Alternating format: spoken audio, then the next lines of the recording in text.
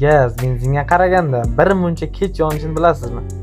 Kechikkanligi uchun motorda yonish harorati ham ko'tariladi. Nega harorat ko'tariladi? Chunki aralashma yonish paytida allaqachon porchin harakatni boshlagan bo'ladi. Natijada olingan energiyaning katta qismi foydali ishga emas, issiqlikka aylanadi. Shu sabab gazda yuradigan avtomobillarda sovutish qismi va radiatorga ko'p e'tibor beriladi. Mashinaga gaz o'rnatmoqchi bo'lsangiz, benzin svitchalarini almashtirib programma qilinadi. Chunki gaz svitchalari benzinnikiga qaraganda 3 kun ko'proq beradi. O'shaning hisobiga mashina hech qanaqa qizib ketmaydi.